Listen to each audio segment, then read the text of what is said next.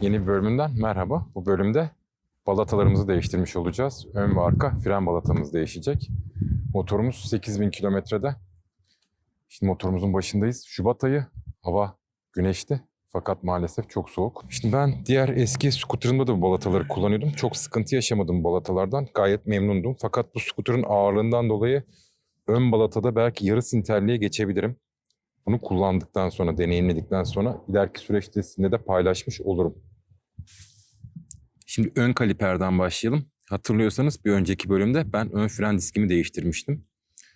Kaliperi de buraya geçici olarak takmıştım. Yani motosikleti kullanmadım. Şimdi bu kaliperi değiştirmeden önce bir şu ABS sensörünü sökeceğiz. Bu dörtlü kalyanla. Bu kaliperin civatalarını sökmüş olacağız, saplamalarını. Onlar da 8'li kalyanla. Şimdi onları sökelim, sonrasında devam etmiş oluruz. Motosiklette sevdiğim bir özellik var. 4 alyan ile hemen hemen %80'ini falan sökebiliyorsunuz herhalde. Her tarafı tek tip yapmışlar. O sevindirici bir şey. Öncelikle bu ABS sensörünü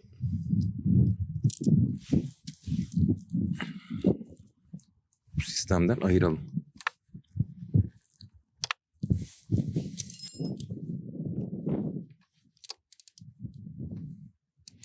Şimdi ben tork anahtarı kullanıyorum. Benim tork anahtarım yoktu. Yeğenimden geldi bana. Tork anahtarınız varsa tabii ki tork anahtarınızı yapın. Tork anahtarım olmasa bunları ne yapacaktım? Gene kara düzen birçok dışarıda serviste yaptırdığınız gibi el gücüyle sıkmış olacaktım. Bir tork değeri olmayacaktı. Fakat diski değiştirmek için ön lastik saplaması ve diskin saplamalarını sıkmak için bir tork anahtarınız olması önemli. Evet, balatamızın durumu bu. Balatalar 8000 kilometrede. Daha gider mi? Yaklaşık herhalde bir 2000-3000 kilometre daha, yani 10.000'e görebilirmiş bu üstündeki kendi orijinal balataları. Şimdi bu kaliperin şurasında bakın balataları tutan pimlerin 2 tane sekmanı var. Şimdi bunları söküp bu pimleri alacağız. Bunları bir ince uç tornavida ile şurada bakın yeri var. Buraya takıp çektiğiniz zaman zaten pim çıkacaktır. Aman kaybetmeyin. Bu sekmanlarla uğraşmak sonrası problem.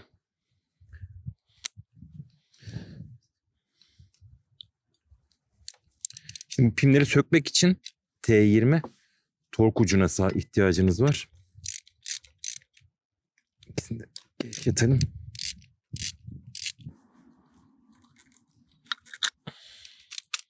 Evet. Balatalarımız çıkmış oldu. Bu da balata tutan yayımız. Şimdi pistonları el yardımıyla tamamen dibe kadar ve el yardımı ya bir anahtar bir tornavidayla da olabilir. Genelde el ile böyle en dibe kadar rahat bir şekilde itebilirsiniz. Şöyle bir şey de yapabilirsiniz. Bunu buraya koyup ikisini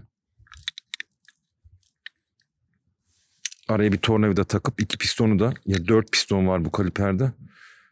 4 pistonu da tamamen sıfırlayana kadar. Evet, kaliperimizin durumu bu. Şimdi kaliperi balata spreyle temizleyebiliriz. Hani bu kilometreler 8000 kilometre kaliper temizliği için, yani tamamen pistonların çıkıp contaların değişip işte hidrolik yağın değişmesi için çok erken bir kilometre. Genel itibariyle ben prensip olarak bunları 20.000 kilometre ya da işte 3 sene içerisinde hidrolik yağını değiştirmiş oluyorum. Kendi kataloğu da o şekilde veriyor bakım aralığını.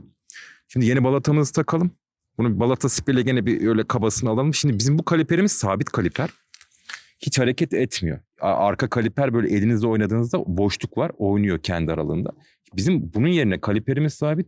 Diskimiz bu disk. Şu disk. Fren diski yüzer sistem.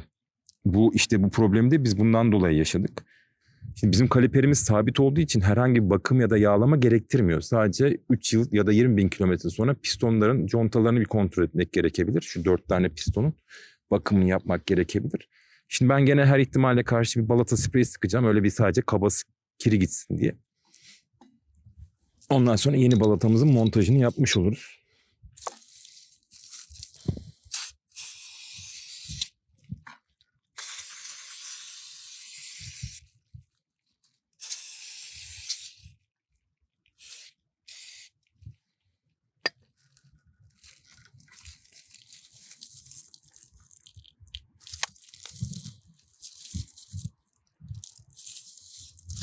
Şimdi bir uçsun, kurusun. O sırada yeni balatamızı açalım biz de. Şimdi balata olarak ön için bunu aldım. Şimdi güzel bir performans vereceğinden eminim. Ama eğer vermez ise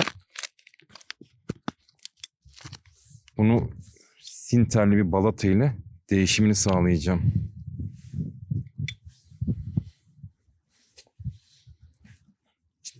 Görüyorsunuz şimdi bir yüzey şu şekilde.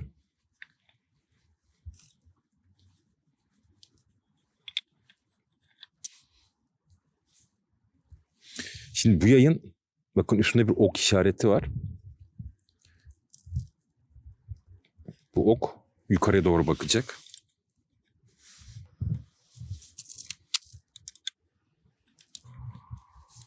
Yani şu aşağıdaki pim ise şimdi üstteki pim bakın şu aradan geçiyor. Balataları tutup alttaki pim ise şu pim şunun içinden geçmiş olacak.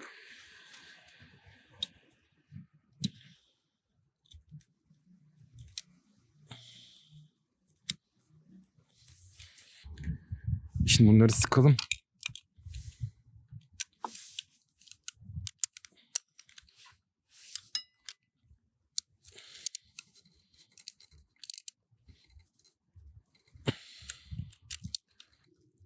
Ve şimdi arkadan şu sekmanları takalım. Bu sekmanları el ile takabilirsiniz. Öyle çok şey değil.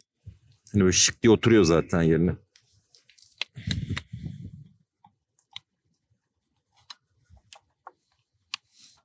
Şimdi kaliper saplamaları 50 Nm tork ile sıkılacak. Bunlar için ben genelde her motosikletin kaliperi, ön takımı bu tarz şeylerde civata sabitleyici kullanma taraftarıyım.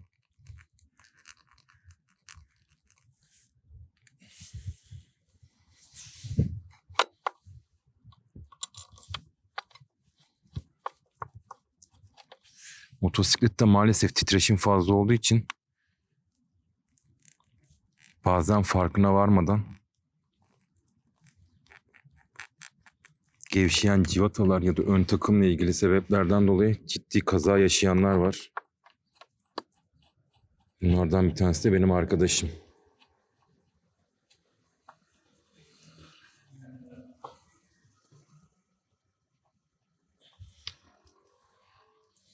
Evet, tork değerimizi ayarlayalım şimdi 50 Newton'a göre.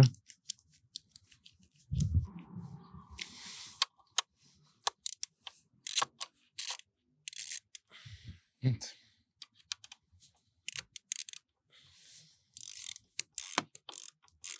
Şimdi tam ikisinde boşluğunu aldıktan sonra kademeli sıkmakta fayda var. Bu döküm bir şey çünkü. Kastırırsak çatlatabilirsiniz bunu.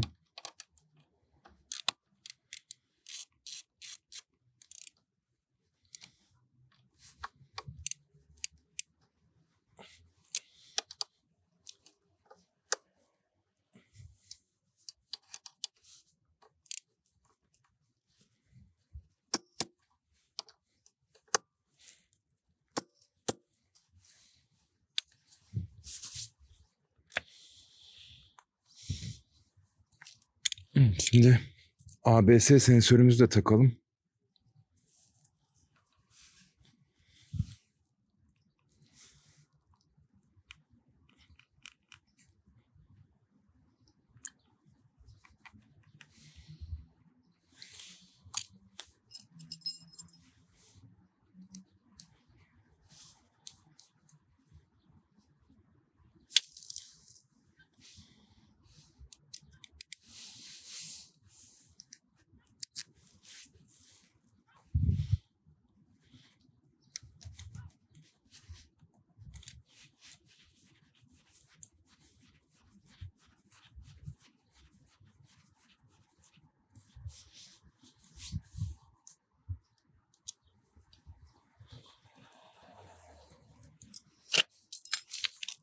Evet, ön tarafta işimiz bitti.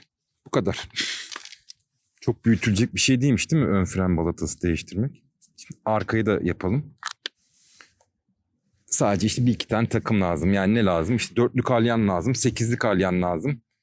Bir tane şuna 20'lik tork lazım. Başka da bir şeye ihtiyacınız yok, bu kadar. Bir de balata spreyi işte böyle sıkarsınız.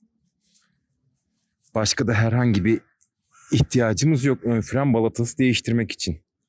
Şimdi motosiklette hiç sevmediğim bir tasarım var. Şu kablo. Yani bu ABS kablosunun çok daha düzgün saklanmış bir halde olması lazım. Bu o kadar açık ki. Burada herhangi bir şey taktığınız anda bu kablo gidecek. İnşallah başımıza öyle bir şey gelmez. Kimse de öyle bir problem yaşamaz. Şimdi arka tarafa gidelim. Şimdi arka tarafta tabii egzozdan dolayı açı çok zor. Size burada nasıl bir çekim yapacağım bilmiyorum. Faydalı olması için. Şimdi buradan size anlatmaya başlayayım. İlk başta şu dörtlükle gene bu ABS sensöründen bir uzaklaşacağız. Onu sistemden uzaklaştırmış olacağız. Şunlar 14'lü, yanlış hatırlamıyorsam evet 14 olması lazım. Bu ikisini söküp kaliperi dışarı alacağız. Şimdi onu yapalım. Burayı parça parça anlatayım. Çünkü dediğim gibi burada açı yok. Hem ben elimi sokacağım hem takım sokacağım derken egzozdan dolayı biraz zor bir anlatım olacak burası. Şimdi bu açı nasıl olacak bilmiyorum. Dediğim gibi ilk başta şu ABS sensörünü bir buradan ayıralım. Bu arada benim motor yani aldığımdan beri sadece bir kere yıkadım.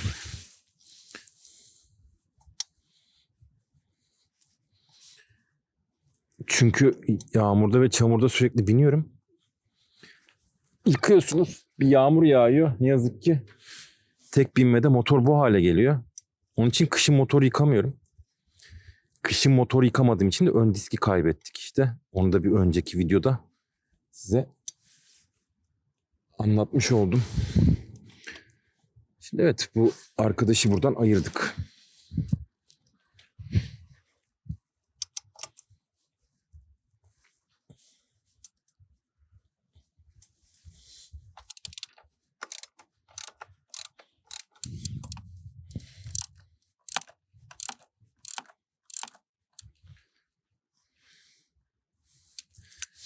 Şimdi arka kaliperde tamamen dağıtmadan şurada bir düz tornavida ile balataları tutan pimi sökmemiz gerekecek.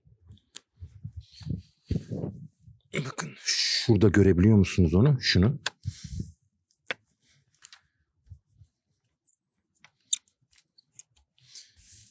Şimdi bunu aldıktan sonra arkasında bir alyan var onun. O pimi gevşetmemiz lazım. Yoksa kaliper elimizde gevşetmemiz çok zor olacak. Şimdi o pimde beşlik bir alyan.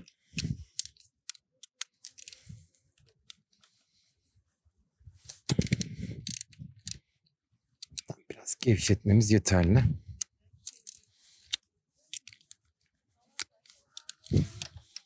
Şunu artık alalım. Buradaki açı çok dar olduğu için kusura bakmayın artık. Olduğu kadar bir içerik çıkmış olacak. Şimdi buradan kaliperimize artık kavuşmuş olduk. Gördüğünüz gibi kaliperimiz bu. Şu da bizim demin gevşettiğimiz pim. Balatayı tutan pim. Şimdi burayı biraz size anlatalım. Şimdi bu kaliper yüzer bir kaliper. Bakın bu kaliper böyle oynayan bir kaliper. Böyle elinizi tuttuğunuzda tık tık oynayan. Bu öndeki gibi değil. Buradaki disk sabit. Onun yerine bu kaliper oynuyor. Bu kaliper belli kilometrelerde bakıma ihtiyaç var. Buradaki söküp bu lastiklerini, işte contalarını, bilmem nesinin hepsinin temizlenmesi gerekiyor. Yani 8.000 kilometrede kaliper bakımı yapmak çok erken. Dolayısıyla bir 20.000 kilometre falan sonra bu kaliperi tamamen dağıtıp bakımı, temizliği yapılabilir. Şu an için ben erken görüyorum.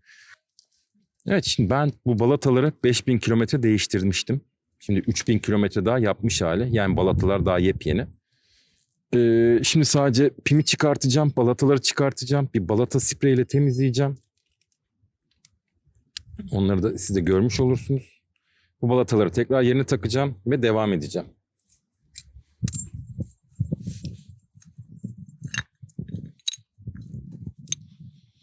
Evet, bu yayda gördüğünüz gibi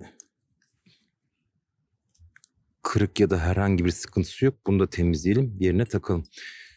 Bu yay, yani farklı balata takarsanız buna uygun balata takabilir misiniz bilmiyorum. Takamazsınız büyük ihtimalle. Ya ondan ya da çok fazla yüksek ısıya maruz kalırsa bu bozulur. Bunu da bir şöyle bir temizleyelim.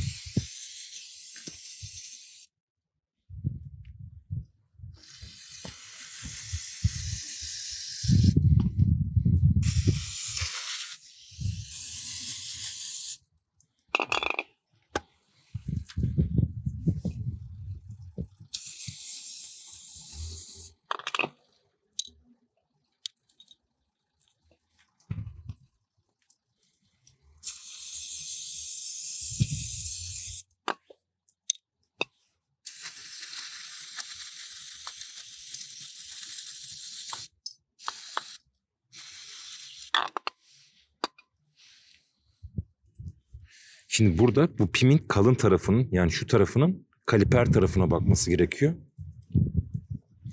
Bunu buraya ittirip oturtuyoruz. Sonra balatalarımızı takıyoruz.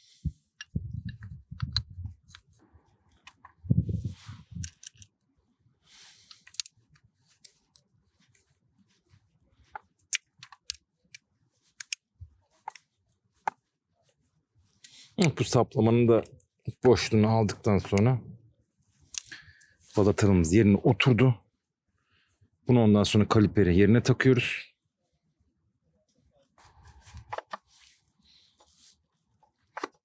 Tamam, şimdi kaliper vidasının bir tanesini tutturun. Böyle üstünden hafif. Şimdi geçelim kaliperin montajına. Şimdi kaliper saplamalarına da ben biraz civata sabitleyici sürüyorum. Şimdi arka kaliperde zaten bir tane rondele var aslında. Rondele olmasına rağmen gene de az bir şey civata sabitleyici sürmek.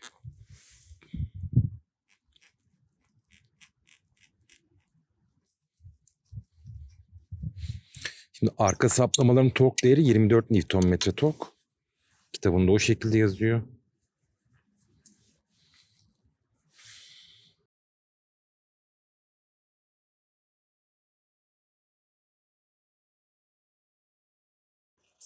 Bu arka tarafın açısı çok hoş olmadı ama maalesef burada egzoz olduğu için çok dar bir alan. Hem ben çalışacağım hem size çekim açısı yakalamak neredeyse imkansız. Aslında burada egzozu söküp bir şey yapmak lazımdı ama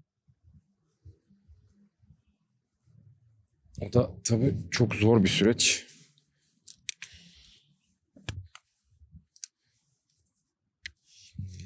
Şimdi 24'e göre tork anahtarı da ayarlayalım.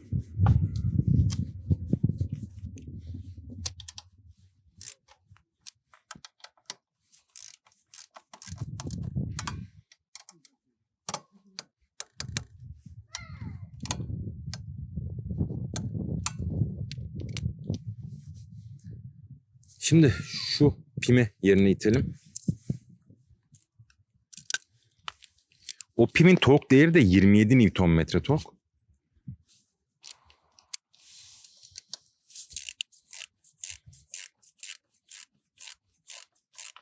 Gerçi bunun dışında kontrası var ama kitabında 27 Nm tork diye uyarıp yazmışlar.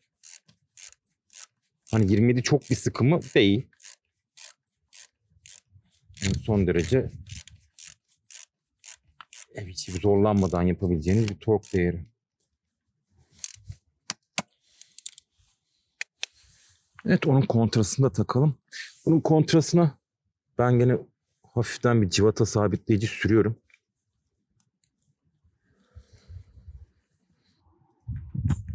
Şöyle az bir şey sürüyorum ki gevşeyip gitmesin diye. Şimdi ABS sensörümüzü takalım. Ve işimiz bitsin.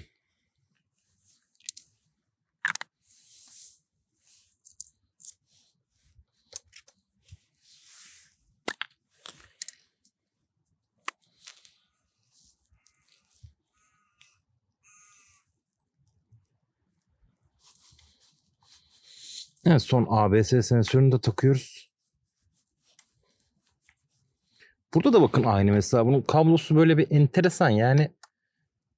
Şunları her şeyi bu kadar gizlemişsin, etmişsin. Abi bunu da yapsana düzgünce ya. Çok dış etkene çok açık. Evet, kaliperler ile işimiz bitti. Fren balatalarımız değişmiş oldu. Ama atlanmaması gereken çok kritik bir iş var. Şimdi onu yapalım. Şimdi ön diskten çıkan balata bu. Bu sanki bende sinterli, yani yarı sinterliymiş gibi bir izlenim bıraktı. Üstüne taktığım balatalar organik balata. Şimdi motosikletin ağırlığını hesaba kattığınızda hani yarı sinterli mantıklı gelir. Bu organiklerin performansına bakalım. Performansına göre size bilgi veririm. Yani organik mi, kullandığım balata mı ya da yarı sinterli bir balata mı geçin diye. Çünkü arada ciddi bir fark olacaktır illaki. Ondan size haberdar ederim. Şimdi en son ve en önemli yapmamız gereken şey, artık frenlerimiz yok. Kaliperleri boşa aldığımız için bunları sıkıp doldurmamız gerekiyor. Aman bu şekilde yola çıkmayın. Şimdi bakın doldu zaten. Arka tarafı da dolduralım. Evet. Motosiklette uyandıralım. Kilometresini bir görün. 7900 küsürdeydi galiba en son. Evet, 7913'teymiş. 1-2 gün içerisinde 8000 bakımı yapmış olacağım buna. 8000 bakımı da kanalda olacak. Kazasız belasız hepinize sürüşler diliyorum. Kanalda yeni bir videoda görüşmek üzere. Sağlıkla kalın.